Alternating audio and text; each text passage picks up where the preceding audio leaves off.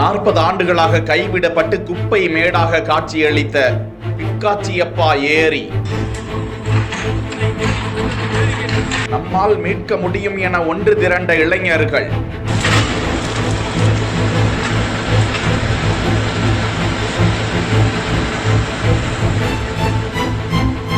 வாழும் கரிகால சோழனை அழைத்து 4 மாதங்களில் மிரட்டிய இளைஞர்கள்.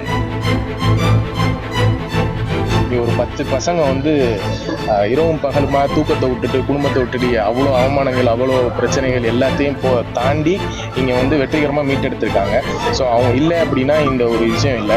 இதில் என்ன இன்னொரு விஷயம் எல்லாருக்கும் சொல்லணும் அப்படின்னா, தயவு செஞ்சு நீர்நிலைகள் குப்பை போடாதீங்க. ஏன்னா இது சாதாரண விஷயமா தெரியல.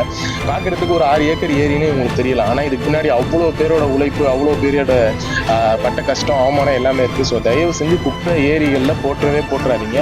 4 கோடி லிட்டர் கழிவு நீரை வெளியேற்றி 1,50,000 டன் குப்பை மேடுகளை அழித்து 6 ஏக்கர் பரப்பளவு கொண்ட ஏரியை மாற்றி காட்டி அசத்திய இளைஞர்களின் முயற்சி.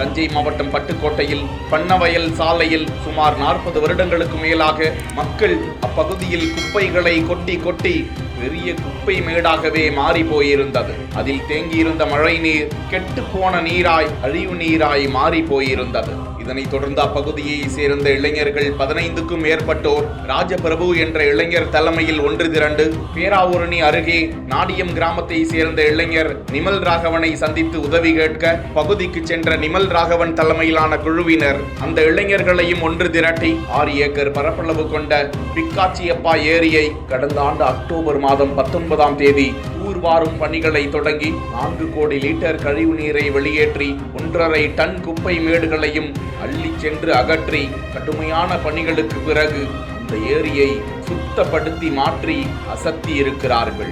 இந்த ஏரி திறப்பு நிகழ்ச்சிக்கு தஞ்சை மாவட்ட ஆட்சியர் பிரியங்கா பங்கஜம் கலந்து கொண்டு ஏரியை திறந்து வைத்து பொதுமக்களுக்கு அர்ப்பணித்து அப்பகுதி இளைஞர்களையும் நிமல் ராகவனையும் பாராட்டி வாழ்த்துக்களை தெரிவித்தார்.